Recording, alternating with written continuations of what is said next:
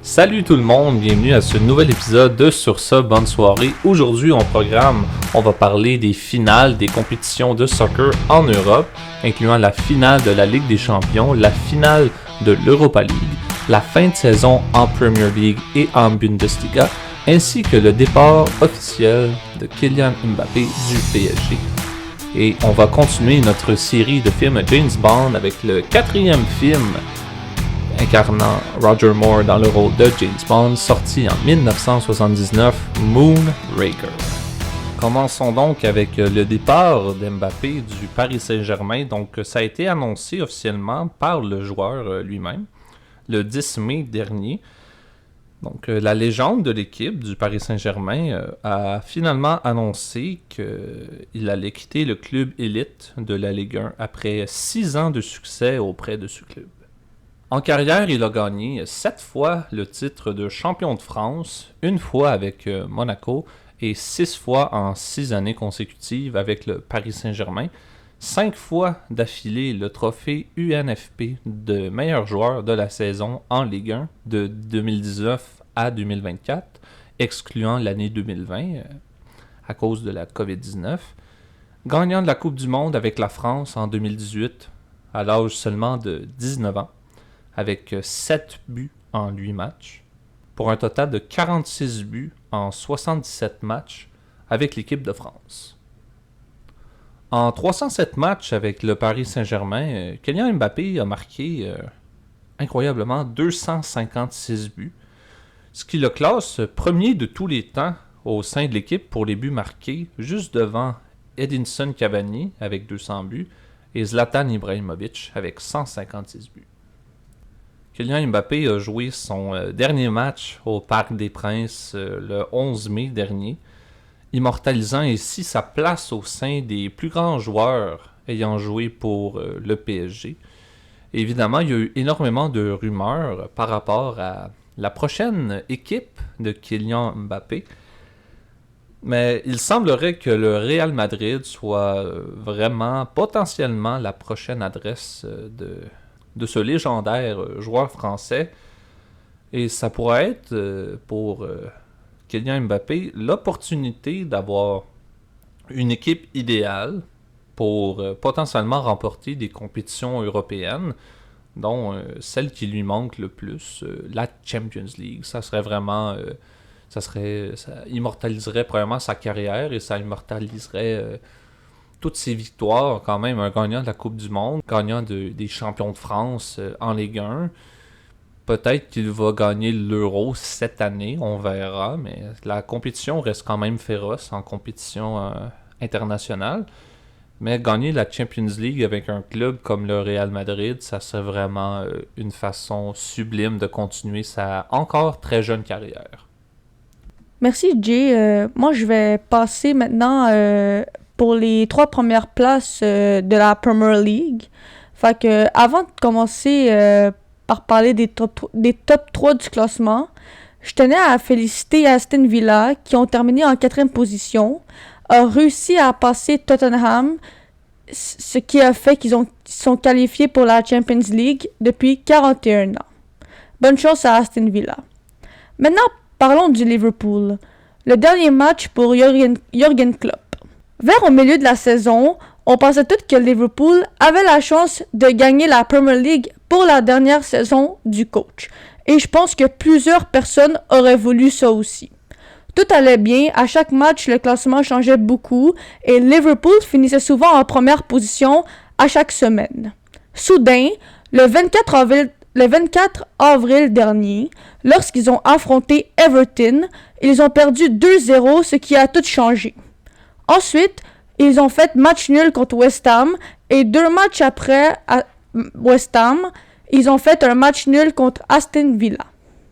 Depuis la défaite, on a tous su que c'était foutu pour Liverpool. L'équipe a fini en 3e position avec une fiche de 24 victoires, 10 nuls et 4 défaites avec 82 points.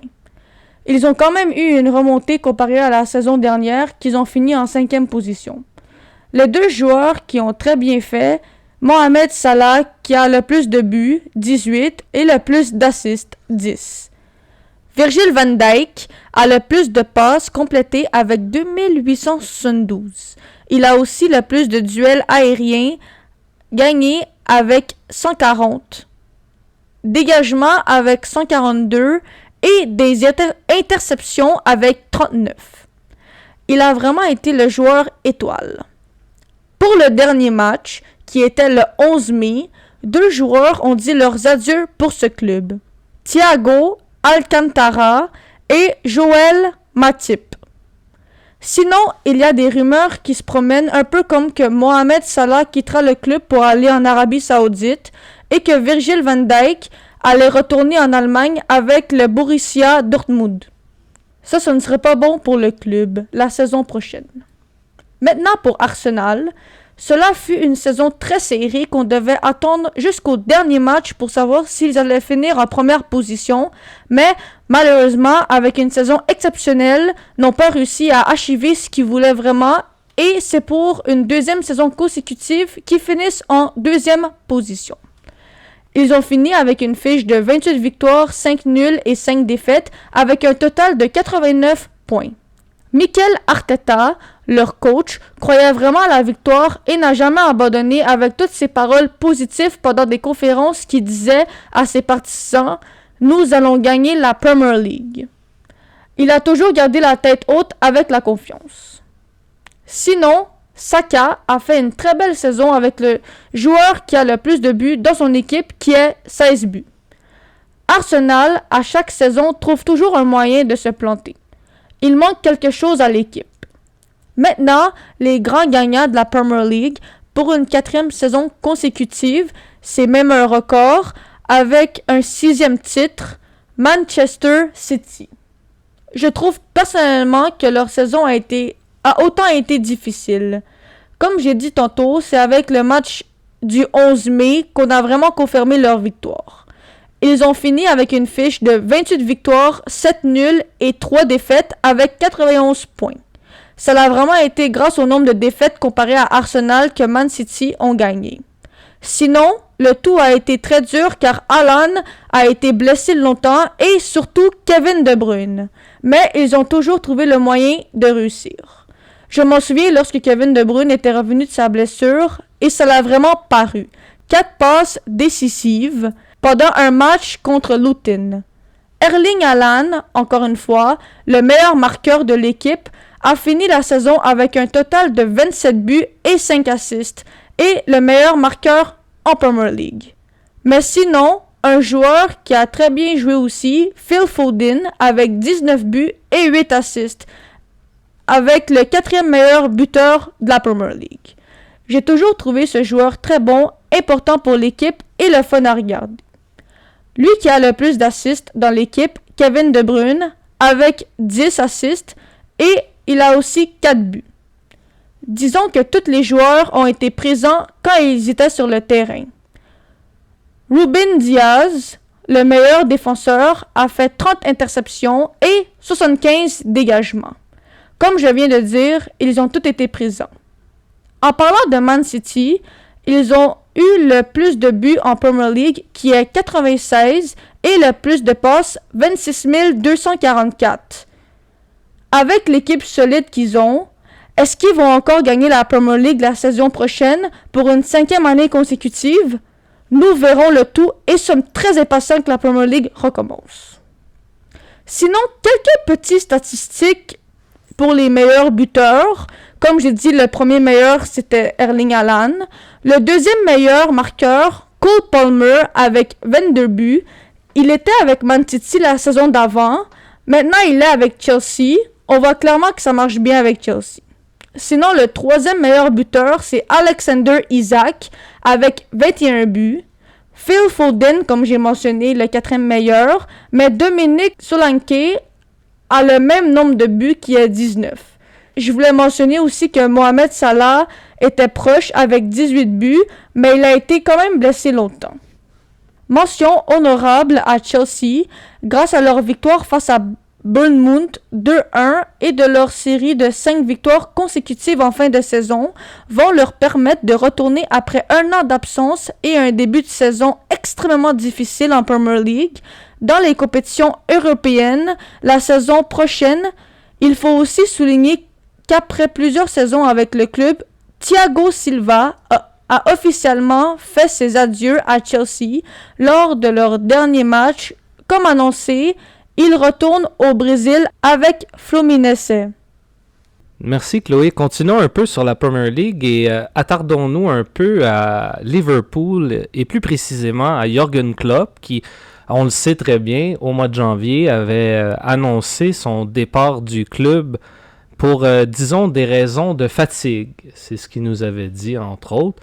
Et qu'il prendrait une très longue pause au niveau d'entraîner une équipe. Donc, pour le moment, c'est ce qu'il nous a annoncé aussi lors du dernier match, lors de la conférence de presse, que sa pause allait être extrêmement longue et qu'il ne reviendrait vraisemblablement plus jamais en Premier League puisqu'il a entraîné Liverpool. Et pour lui, j'ai l'impression que Liverpool, vraiment, c'est son équipe de cœur et ne voudrait pas aller entraîner une équipe qui pourrait finir par affronter Liverpool dans le futur. Commençons donc par faire un petit résumé du parcours de Jürgen Klopp avec Liverpool, maintenant que son dernier match a été disputé. Donc, Jürgen Klopp est arrivé avec Liverpool en 2015-2016, le 8 octobre 2015 pour être précis. Et officiellement, son contrat va se terminer le 30 juin 2024. Donc, durant toute cette période, Jürgen Klopp aura été le coach de Liverpool pendant 3188 jours. Pour un total de 489 matchs en tant que coach et un excellent record de 304 victoires, 100 nuls et 85 défaites seulement en 489 matchs. C'est quand même impressionnant que en presque 500 matchs, c'est même pas 100 défaites. Comme on le sait, Jürgen Klopp a vraiment été l'idole du peuple et des supporters anglais de Liverpool et on peut bien comprendre pourquoi avec son palmarès avec Liverpool. Tout d'abord, a été champion de la Premier League en 2020 et vice-champion en 2019 et 2022. Il a été aussi vainqueur de la Coupe d'Angleterre en 2022, vainqueur 2 fois de la Coupe de la Ligue en 2022 et cette saison en 2024.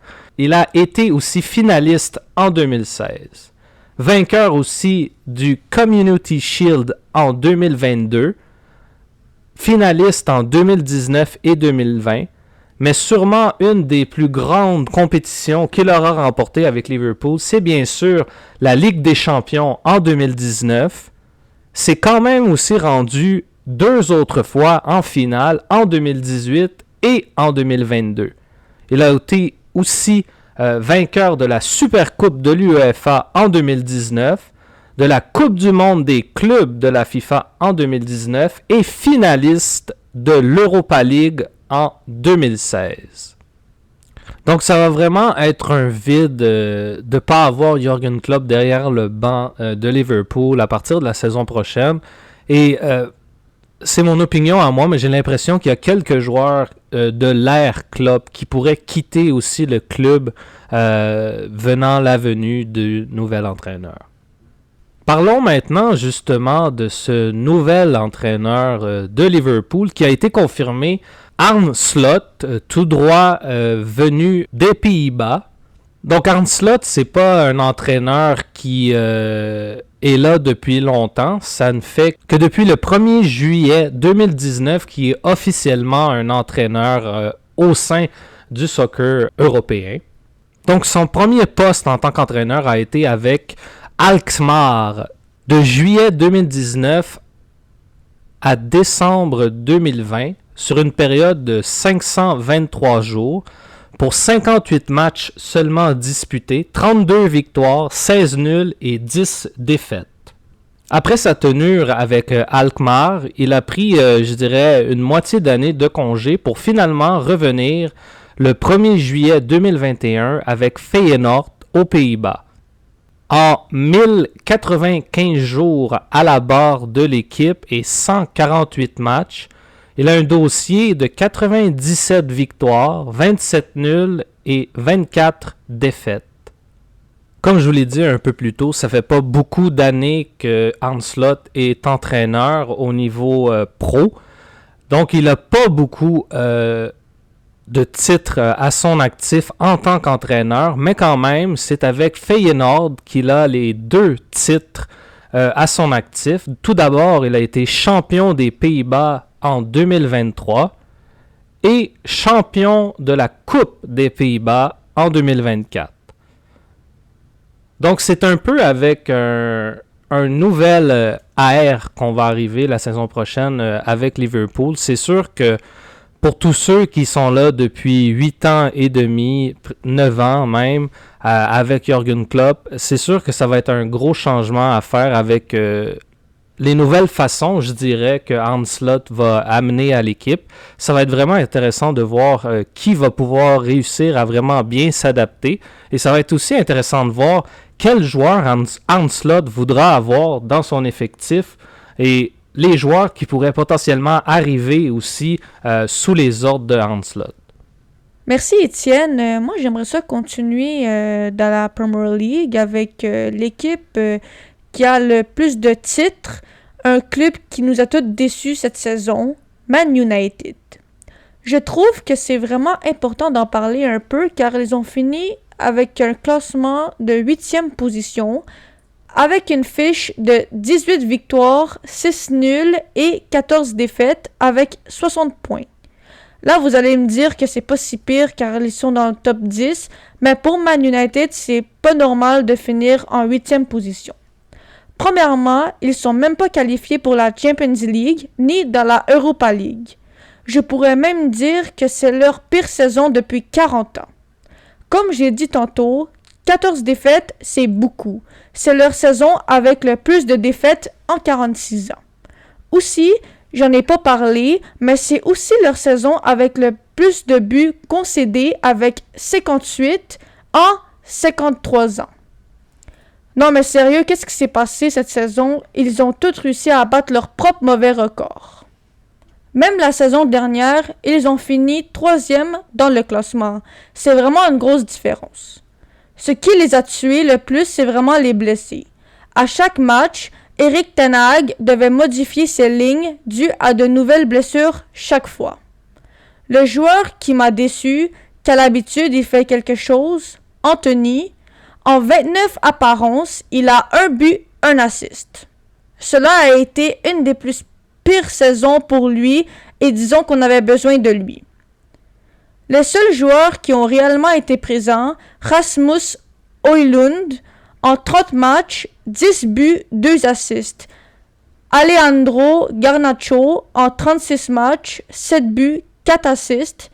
Marcus Rashford, en 33 matchs, 7 buts, 2 assists. Et Bruno Fernandes, en 35 matchs, 10 buts et 8 assists. C'est les seuls qui ont eu une saison pas pire, mais pas assez.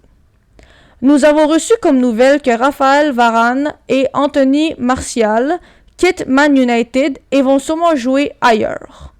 Maintenant que le tout est terminé, où est-ce que Erik ten Hag va aller? Est-ce qu'il va rester? Est-ce qu'il va se faire renvoyer pour la saison difficile qu'il a eue? Nous avons toute hâte de savoir.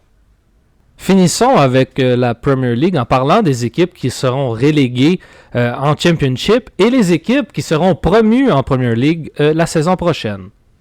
Commençons par les 3 équipes qui seront reléguées. Donc les 3 équipes sont confirmées maintenant. Luton Town, Burnley et Sheffield United. Pour Luton, cette saison, ça a été un dossier de 6 victoires, 8 nuls et 24 défaites avec un total de 26 points au classement. Pour Burnley, 5 victoires seulement, 9 nuls et 24 défaites pour 24 points. Et l'équipe qui vraiment a déçu le plus cette saison, c'est la raison pour laquelle d'ailleurs ils sont 20e sur 20, Sheffield avec 3 victoires, 7 nuls et un total éclatant de 28 défaites. Mais du côté de Sheffield United, c'est pas vraiment leur défaite qui nous saute aux yeux directement, c'est plutôt les buts accordés cette saison. Et c'est un record officiellement. Ils ont accordé cette saison 104 buts en 38 matchs. Et il y a quelques explications pour ça, bien sûr.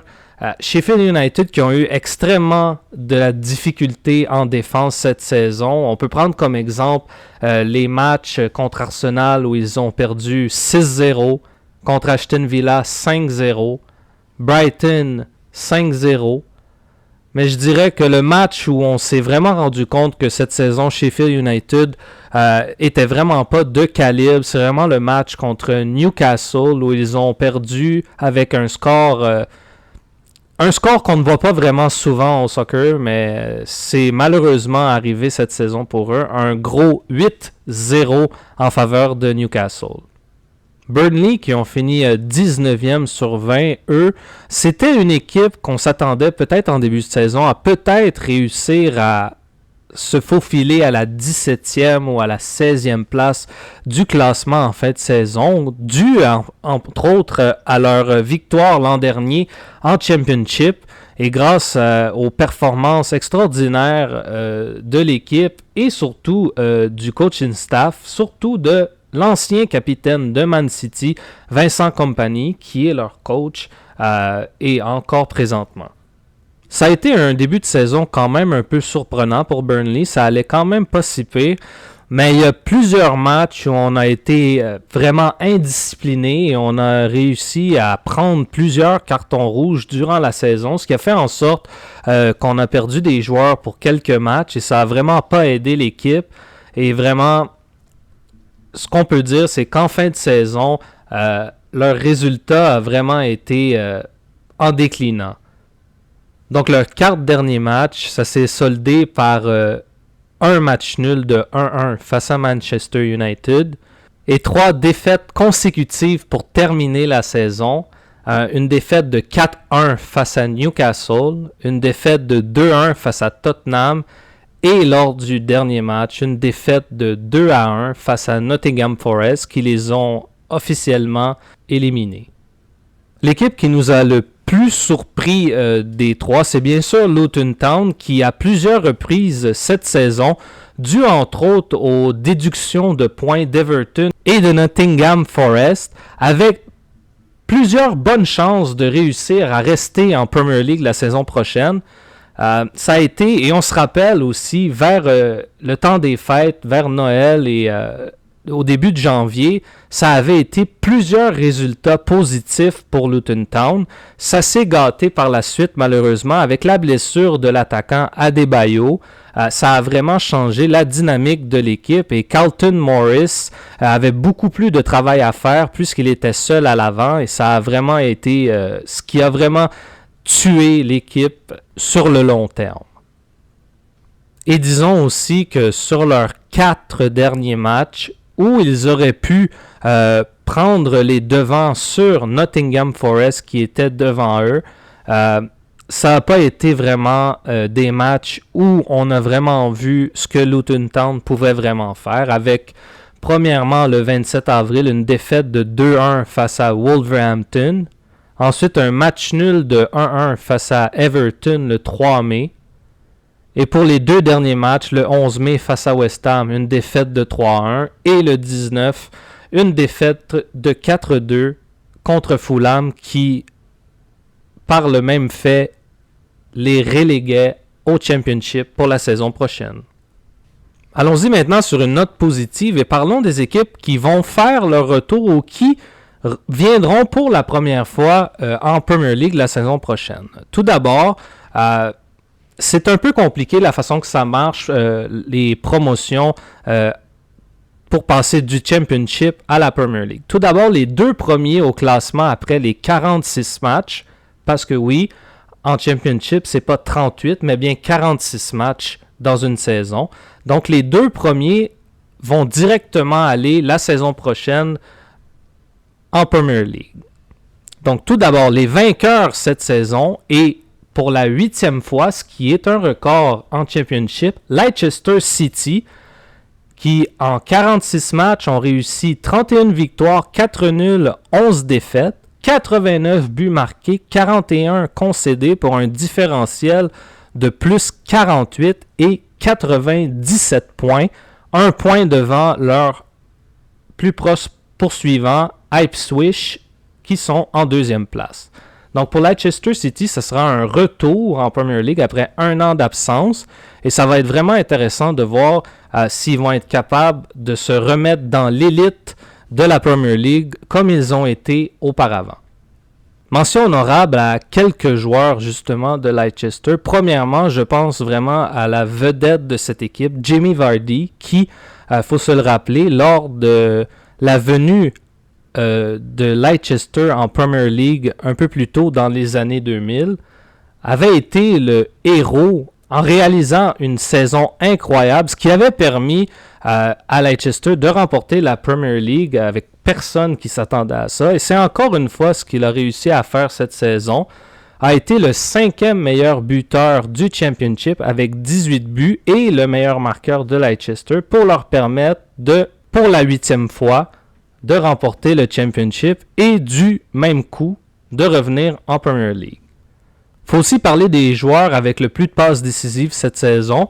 On a tout d'abord Kieran Densbury Hall avec 14 qui vient au 3e rang, derrière Rutter et Davis, et Abdul Fattah avec 13 qui vient au 4e rang. Donc on peut dire que l'an prochain, si tous ces joueurs seront de retour, parce qu'on sait quand même que Jamie Vardy a un âge avancé quand même pour être un joueur, mais si toute l'équipe peut revenir en santé et qu'on ajoute quelques acquisitions, j'ai l'impression que Leicester pourrait revenir dans, je dirais, le top 10 de la Premier League l'an prochain.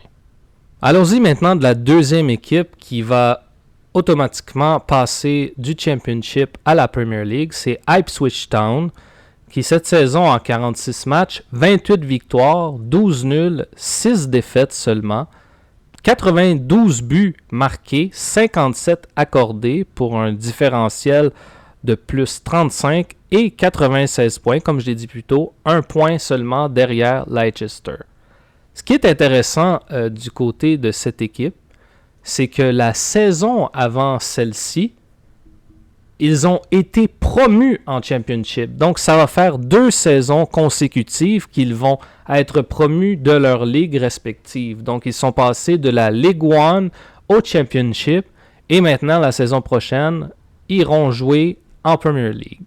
Maintenant, pour la troisième équipe, parce qu'on sait c'est 3 équipes reléguées pour 3 équipes promues, c'est un peu plus compliqué du côté du Championship. Tout d'abord, c'est la 3e position jusqu'à la 6e position. Donc, c'est 4 équipes qui doivent s'affronter en barrage pour déterminer une finale où 2 équipes de ces 4 s'affronteront et le gagnant ira directement rejoindre Leicester et Ipswich. Ces 4 équipes sont Leeds United, qui a fini 3e avec 90 points, Southampton avec 87, West Bromwich avec 75 et Norwich avec 73.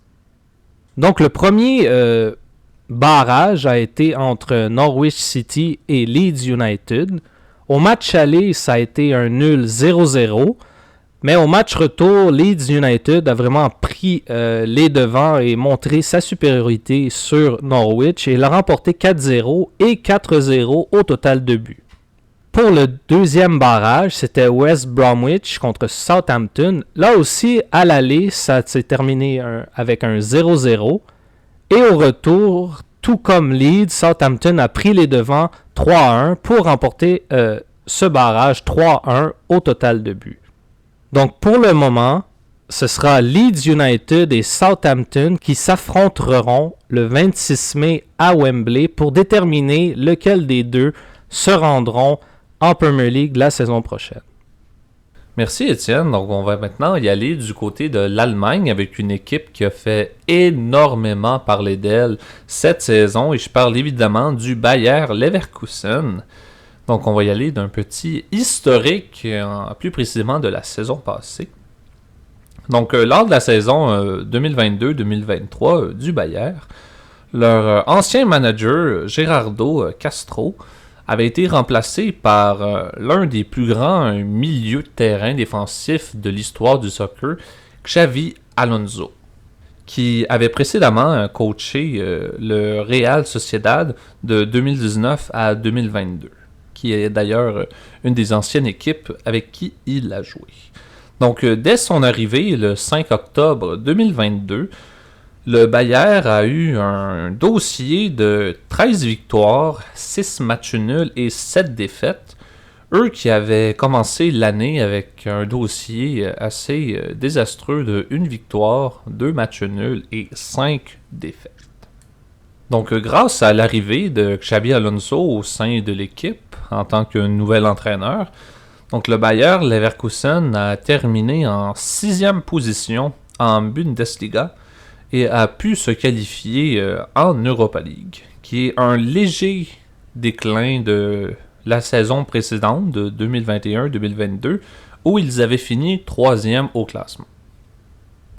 Donc la saison passée, ils se sont fait éliminer en première ronde de la Coupe d'Allemagne, éliminés en phase de groupe de la Champions League, mais quand même ont réussi à se rendre en demi-finale de l'Europa League malgré leur saison difficile. Donc ça, il faut quand même le noter, ça a été difficile par moment, mais quand même, on s'est rendu en demi-finale de l'Europa League, donc c'est un point positif qu'il faut mettre au dossier. La saison passée, leur meilleur marqueur était Moussa Diaby, qui avait seulement 9 buts, mais quand même meilleur marqueur de l'équipe. Lui qui a quitté l'équipe après, qui n'a pas été avec le Bayer Leverkusen pendant la saison 2023-2024. Allons-y maintenant avec la saison qui vient tout juste de finir, la saison 2023-2024. Le Bayer Leverkusen ont marqué l'histoire de la Bundesliga au complet.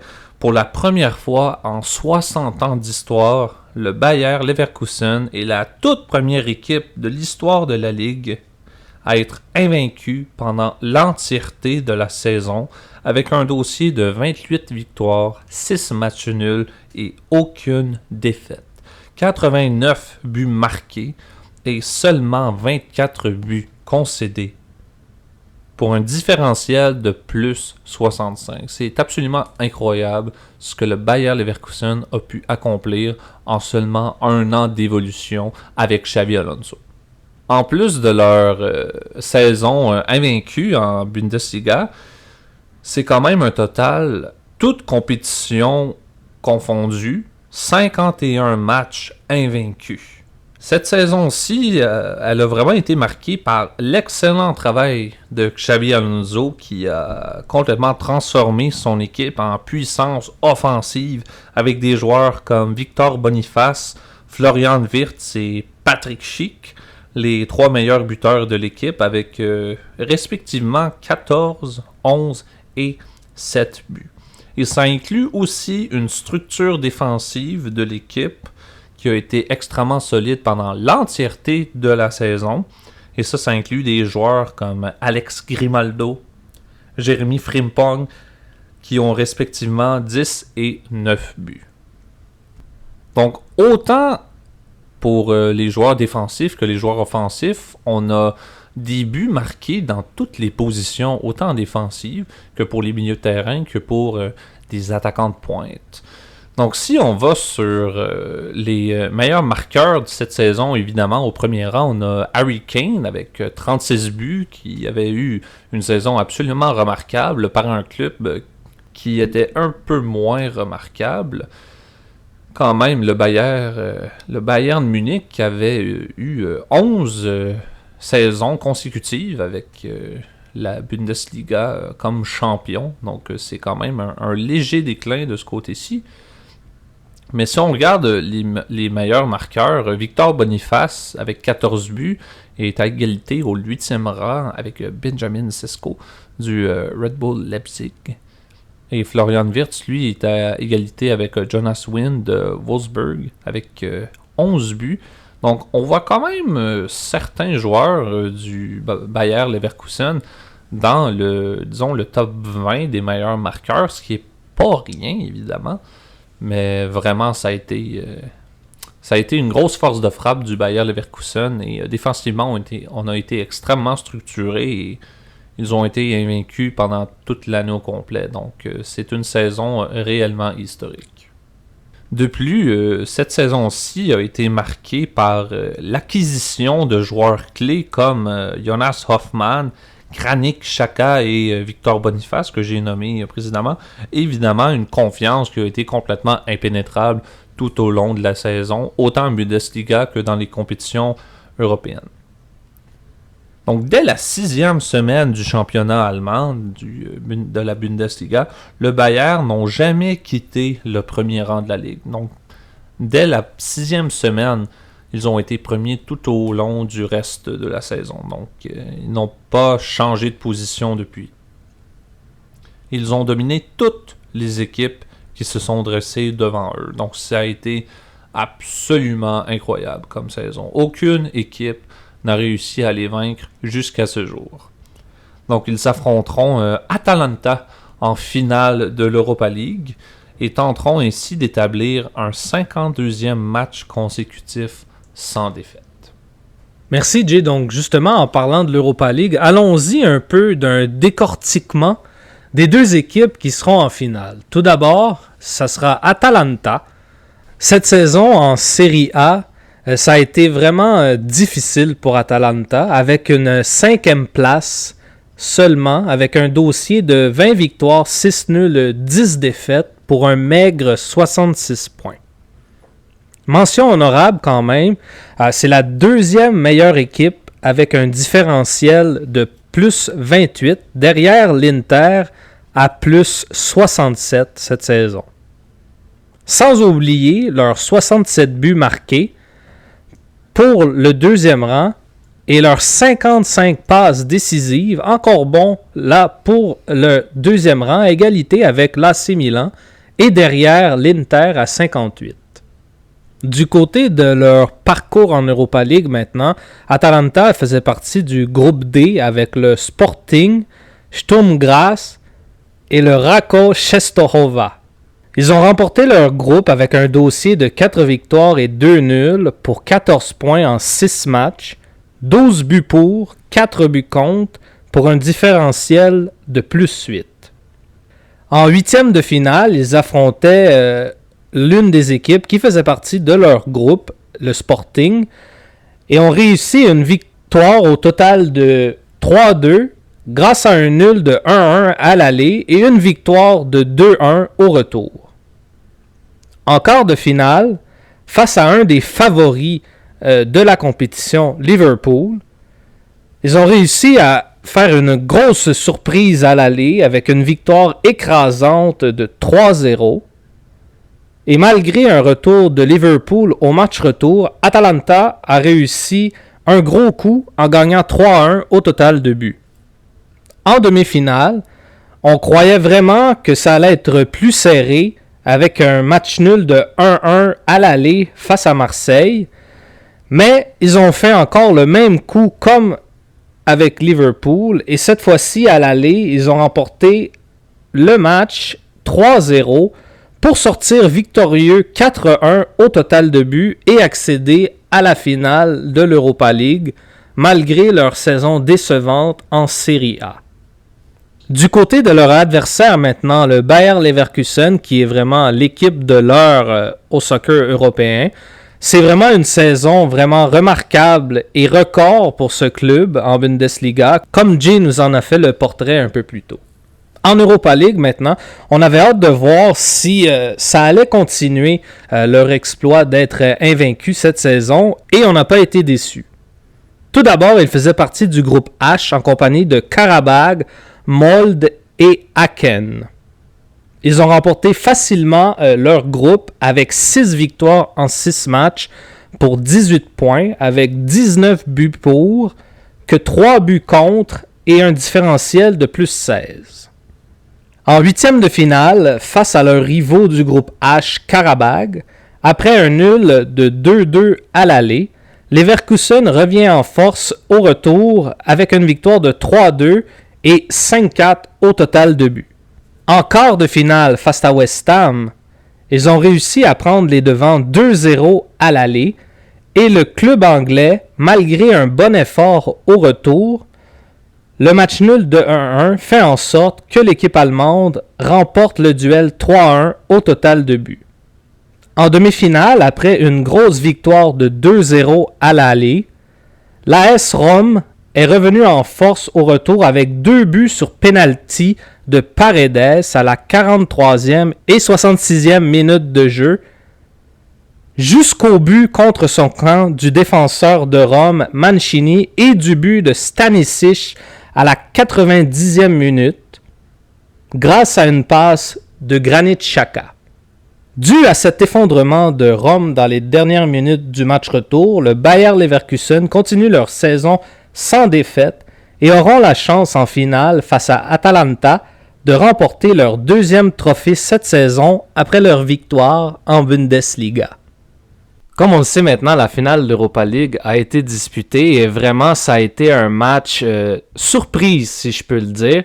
Atalanta qui a complètement dominé de A à Z le Bayer Leverkusen. Ça s'est terminé par la marque de 3-0, 3 buts pour Lookman qui vraiment a joué un match exceptionnel et je dirais en fait que toute la formation d'Atalanta a joué un match parfait et du côté de Leverkusen, ça a été tout le contraire et je dirais que le joueur qui a eu le plus de difficultés, c'est vraiment Granit Xhaka qui d'habitude, en tant que milieu de terrain, c'est lui qui va s'occuper de distribuer les balles et de revenir en défensive et ça a vraiment été extrêmement difficile pour lui.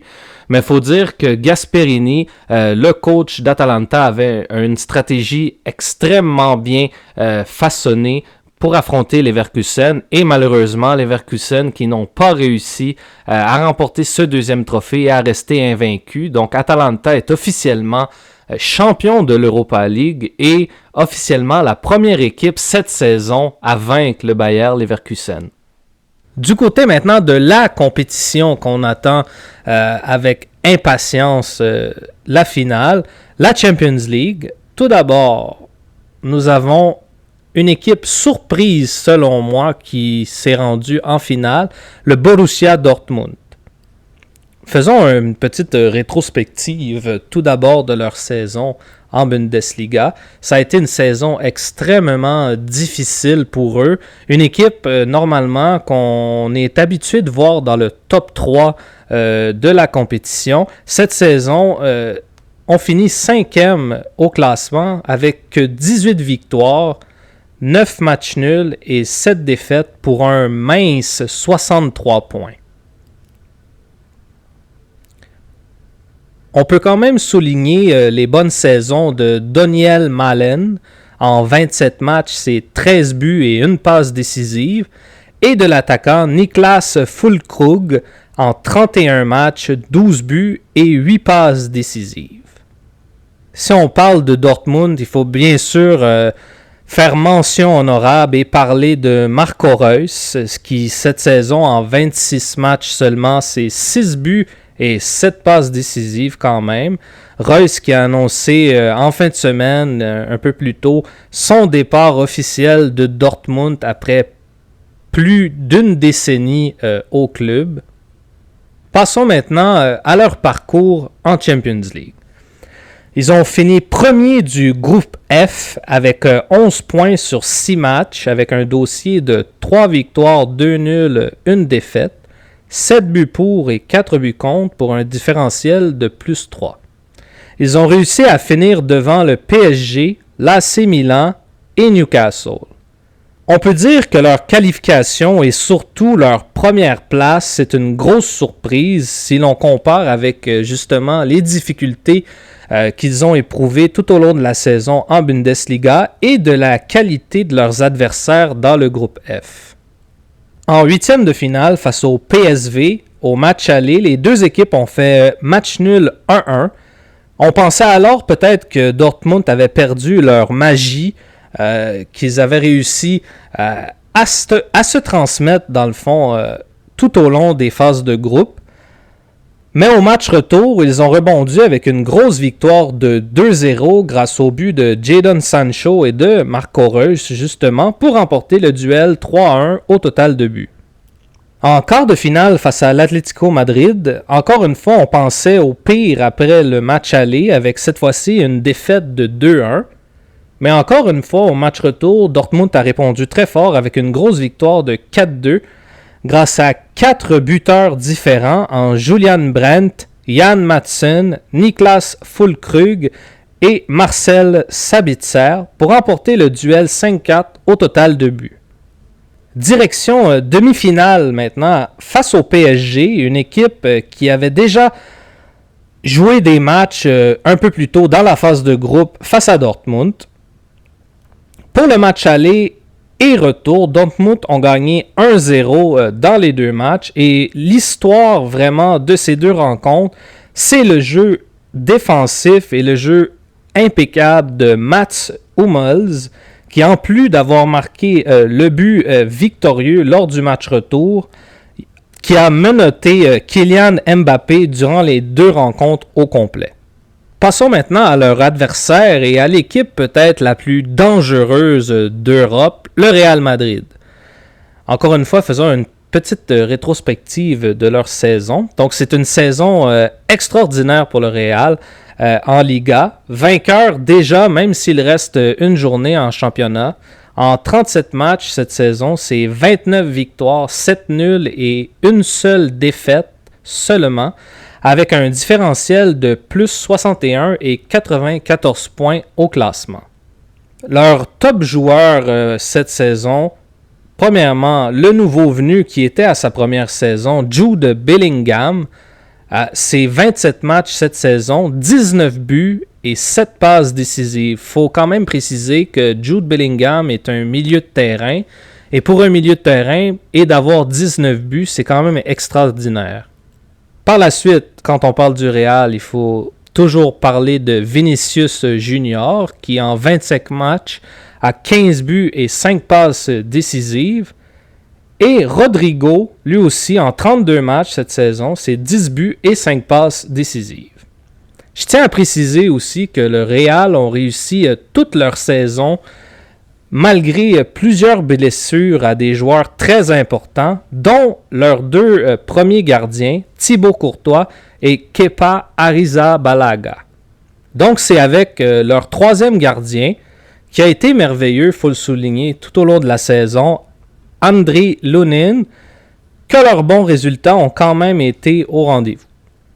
Du côté de leur parcours en Champions League maintenant, le Real faisait partie du groupe C en compagnie de Napoli, Braga et Union Berlin. Le Real a été parfait avec 6 victoires en 6 matchs pour 18 points, 16 buts pour et 7 buts contre pour un différentiel de plus 9. En huitième de finale, ils affrontaient le RB Leipzig. Un aller-retour très serré, mais à l'avantage du Real 2-1 grâce à une victoire de 1-0 à l'aller et d'un nul 1-1 au retour. En quart de finale, maintenant, face au champion en titre Man City, les deux matchs se sont soldés par des nuls de 3-3 et 1-1. Donc, bien sûr, leur rencontre de retour est allée au tir au but. Et le Real a eu l'avantage 4-3. En demi-finale maintenant, face au Bayern Munich, qui était une équipe cette saison avec beaucoup de difficultés. Donc après un nul de 2-2 à l'aller et un but de Alphonso Davies à la 68e minute du match retour, grâce à une passe d'Harry Kane, on croyait que le Real allait capituler. Jusqu'à l'arrivée en jeu de Joselu, en fin de deuxième mi-temps, où par la magie du Santiago Bernabéu, réussit l'égalisation à la 88e minute de jeu, pour ensuite, 2 minutes plus tard, à la 90e, marquer le but victorieux pour donner la victoire 4-3 au total de buts et propulse le Real en finale face au Borussia Dortmund le 1er juin à Wembley. Merci beaucoup, Étienne. Donc, on va maintenant sauter à notre film Moonraker, sorti en 1979, juste après l'apogée du film à succès, évidemment, Star Wars, sorti en 1977. Donc, l'univers des films était surtout englobé par la conquête de l'espace et l'espace elle-même, toute l'action dans l'espace. Allons-y d'un petit résumé du film. Donc le film commence avec la navette spatiale, en tout cas une des navettes spatiales, Moonraker, qui se fait en fait voler par deux hommes de main d'un certain Hugo Drax. Donc évidemment, en volant la navette spatiale Moonraker qui était transportée par un avion, l'avion lui-même a été détruit par les flammes, ce qui faisait en sorte qu'on ne savait plus où était rendue la navette Moonraker. Donc ce sera évidemment notre agent secret préféré, M. Bond, à découvrir qu'est-ce qui s'est passé et où est rendue cette fameuse navette Moonraker. Donc Bond va se rendre en Californie pour investiguer les récents événements de Moonraker en allant premièrement voir Hugo Drax. Il rencontre d'ailleurs Corinne Dufour, une des Bond Girls du film, qui lui montrera les plans de Drax qu'il cache dans son bureau et qui éventuellement amènera la mort de cette dernière. Donc Bond va se rendre ensuite à Venise pour continuer son enquête et découvrira un laboratoire qui fabrique un gaz qui est tueur. Mais on ne sait pas encore quelle en sera son utilisation. Mais on sait que ça tue l'humain, mais tous les animaux, montrés par des rats dans le laboratoire, restent vivants face au gaz. Après cette découverte, Bond se rend directement à Rio de Janeiro pour continuer encore son enquête et fera face à Monsieur Requin qu'on a vu pendant le précédent film, L'espion qui m'aimait. Et Bond sera accompagné d'ailleurs de la Bond Girl du film, Holly Goodhead, qui est une agente de la CIA, étant undercover comme étant une spécialiste dans le projet Moonraker de Hugo Drax. Donc Goodhead et Bond se rendront donc à la base du projet de Hugo Drax avec les navettes Moonraker, mais le plan de Drax étant d'utiliser le pollen d'une fleur, l'orchidée, en envoyant le gaz que nous avons vu dans le laboratoire dans l'entièreté de la Terre pour y tuer tous les habitants de la Terre, sauf évidemment la faune et la flore qu'il faut conserver. Mais Bond et Holly Goodhead réussissent malgré tout leur expédition dans l'espace en détruisant la base de Moonraker de Hugo Drax, en éliminant ce dernier en même temps et en détruisant les capsules utilisées pour envoyer le gaz tueur sur la Terre. Ce qui est intéressant, je dirais, et dès le tout début, c'est dans justement la scène du commencement où James est dans un avion privé avec une certaine demoiselle et le pilote, bien sûr. Et comme à l'habitude, il a réussi encore une fois à se mettre dans le pétrin et la femme en question et le pilote sont en fait des méchants. On ne sait pas vraiment à qui ou à quelle organisation ils appartiennent, mais leur but est d'éliminer James. Donc la femme va sortir un pistolet et le braquer vers James pour que ensuite le pilote sorte de son cockpit avec bien sûr un parachute. Et c'est là que la dame va remettre le pistolet au pilote et il va tirer dans sa cabine sur les commandes pour faire évidemment crasher l'avion. C'est là que James va se battre contre le pilote et le pilote va finalement réussir à se sauver. C'est alors que James, regardant par la porte de l'avion ouverte, va se faire pousser par qui? Par Requin, oui, qui revient encore. Mais on ne sait pas trop pourquoi il est là encore. Est-ce que ça a rapport avec le dernier film où Requin aurait suivi James depuis l'eau, dans le fond? Parce qu'on se rappelle bien que dans The Spy Who Loved Me, quand la base de Stromberg explose, Requin, lui, s'en va à la nage.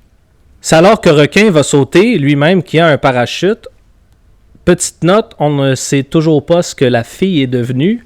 J'ose croire qu'elle s'est crashée avec l'avion parce qu'elle n'avait pas l'air d'avoir de parachute, mais bon.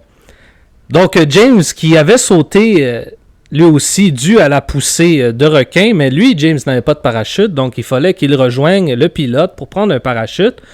Et quand il a réussi à prendre ce parachute, c'est là que Requin arrive sur lui et tente de lui arracher le pied avec sa belle mâchoire d'acier, si on peut dire ainsi. Et c'est là que James va enclencher son parachute, ce qui va faire en sorte que Requin, lui aussi, doit le faire, mais en le faisant, il va complètement arracher la sangle et va atterrir, heureusement pour lui, dans un cirque où il y a un filet pour qu'encore une fois, il réussisse à survivre à la mort.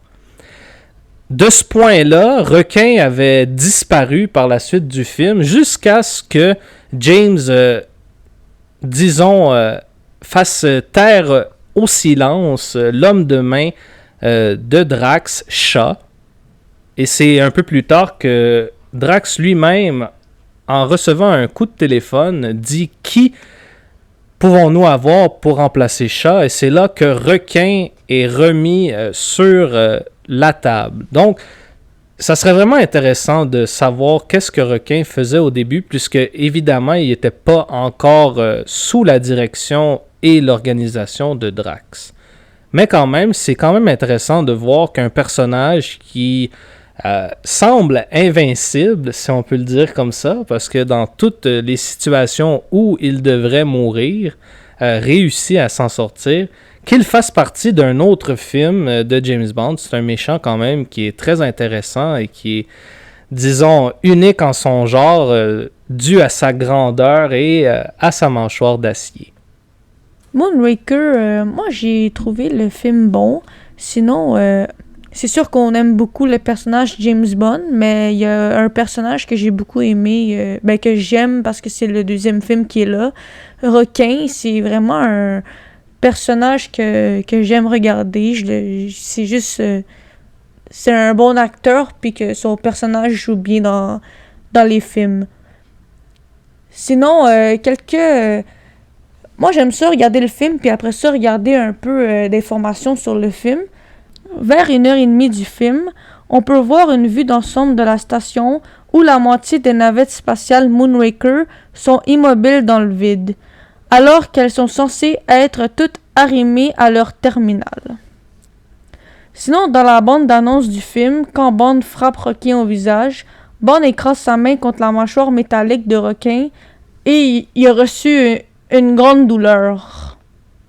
Sinon, un autre petit fait, il faut 2 tonnes de clous, 100 tonnes de métal, 220 techniciens et 3000 mètres de bois de charpente pour construire les décors intérieurs de la station spatiale de Drax. Moi qui aime toujours parler de musique, de film, on va y aller avec la musique du film de Moonraker, qui est une musique beaucoup plus tendre que les films précédents, qui avaient beaucoup de brass, de trompettes et de trucs comme ça. Là, on est vraiment allé vers les cordes, vers les violons, évidemment. Donc, c'est le retour de John Barry pour la soundtrack de Moonraker. Le tout a été enregistré à Paris. Et pour la chanson titre, ça a été Johnny Mathis qui a été approché et on lui avait offert l'opportunité pour la chanson. Et considérant que John Barry avait commencé d'enregistrer la chanson titre, il n'a pas pu terminer le projet. Donc c'est Johnny Mathis qui a donc conclu et fini la composition et l'enregistrement de la chanson titre de Moonraker, qui est chantée d'ailleurs par Shirley Bassey. Ce n'est pas la première fois qu'on en parle de cette madame-là. C'est la 3e chanson titre d'un film de James Bond qu'elle chante. La première étant Goldfinger, la deuxième étant Diamonds Are Forever, et la troisième est celle-ci, Moonraker, qui est une chanson beaucoup plus douce, beaucoup plus tendre, qui amène un peu un sentiment atmosphérique. Donc c'est encore une fois une très belle chanson de James Bond. Pour ce qui est du budget du film et de ce que ça l'a fait au box-office, c'est extrêmement intéressant d'en parler puisque en 1979, eh bien, on était vraiment dans l'ère Star Wars. Star Wars, Un Nouvel Espoir, avait sorti en 1977. Donc c'était vraiment l'apogée des films sur l'espace. Et vraiment, Moonraker a vraiment bien agrippé sa chance puisque le film a quand même fait 210 300 000 dollars worldwide. C'est un total mondial. Ce qui a fait en sorte que c'était le film de United Artists le plus lucratif, surpassant L'espion qui m'aimait, le film de Bond précédent. Donc ça a vraiment été un film qui a vraiment marqué l'imaginaire, malgré le côté un peu cocasse du film par moment. C'est quand même Roger Moore, c'est un charme qu'il a en entreprenant le rôle de James Bond, mais c'est vraiment un film qui a été extrêmement populaire et extrêmement qui a amené énormément de succès. Quelques petits faits à se rappeler ou à savoir sur Moonraker. Tout d'abord, Moonraker, c'est le premier film où les placements de produits vont être de plus en plus envahissants dans la série James Bond. La dress girl française d'origine polonaise Irka Bochenko, qui avait 19 ans à l'époque, alias bien sûr, comme Jill a mentionné un peu plus tôt, Corinne Dufour, est la seconde Bond girl française après Claudine Auger dans Opération Tonnerre. Le combat que j'ai parlé un peu plus tôt en plein ciel de Bond et du pilote qu'il poursuit bien sûr dans le vide a nécessité 83 sauts, chacun d'eux donnant des plans de 3 secondes environ. Le tournage de cette séquence s'est étalé sur 5 semaines. Comme la vitesse déforme le corps et le visage, aucun spectateur ne peut remarquer que Moore a été remplacé par le cascadeur Jake Lombard. Michael Longdale, alias Hugo Drax, inaugure l'ère des grands méchants bondiens Made in France. Il sera suivi bien sûr par Louis Jourdan dans Octopussy et Mathieu Amalric dans Quantum of Solace. La navette et la base spatiale de Drax a été confectionnée par Ken Adam, le spécialiste des décors démesurés et futuristes, et c'était en plus son dernier film de Bond où il allait collaborer. Le film Moonraker aurait coûté aux alentours de 34 millions de dollars. Ce qu'on peut dire, c'est que ce film-là, Moonraker, ça inaugure vraiment l'ère de la démesure budgétaire. Petite note un peu plus triste, malheureusement, mais emporté par un cancer de l'estomac en janvier 1981, Bernard Lee, qui est M depuis plusieurs années, au sein de la série, signe sa dernière apparition en tant que M. Pour moi, la meilleure scène du film, qui est en fait une des meilleures scènes de la saga de James Bond, c'est la scène de la centrifugeuse dans les complexes de Drax Industries, où d'ailleurs il fait la rencontre de Holly Goodhead, qui lui montre d'ailleurs cette fameuse centrifugeuse. Donc cette scène est vraiment excellente puisque Bond évidemment c'est un homme qui s'essaye à tout. Donc il essaye la centrifugeuse qui simule la vitesse d'un corps lancé dans l'espace. Dans le fond c'est ça. Donc il l'essaye malgré que en tant que personne qui regarde le film, tu te dis que c'est pas la meilleure idée qu'il peut avoir. Mais bon, allons-y. Donc, c'est Holly Goodhead qui lui montre les commandes, qu'il y a un bouton rouge, que quand il lâche ce fameux bouton rouge, ça coupera le courant. En faisant une petite blague sur les septuagénaires, faisant peut-être une référence à l'âge de Roger Moore pendant ce film. Et James Bond répond il n'y a jamais de septuagénaire quand on en a besoin. que Roger Moore avait dans les 50 ans, si je me trompe pas, dans ses films. Ensuite, avant même que la centrifugeuse soit en marche, Chat, l'homme de main de Hugo Drax, qui d'ailleurs, l'acteur qui fait Chat, est d'ailleurs un autre acteur français, donc 3 Français dans ce film de James Bond. Eh bien, il va changer les commandes de la centrifugeuse pour ne pas permettre au fameux bouton rouge que j'ai nommé précédemment de couper le courant. Donc, la centrifugeuse est mise en marche et Chat la mettra à une vitesse absolument débile.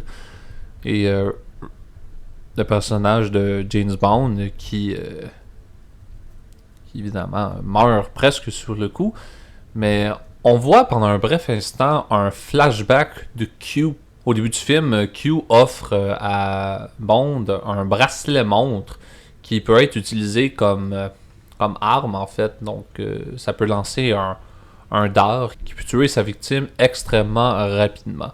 Donc c'est ce vraiment très très court flashback, très subtil, qui va permettre à Bond d'utiliser ce fameux bracelet montre pour détruire les commandes de la centrifugeuse, mettant fin à cette pure torture, si je peux le dire.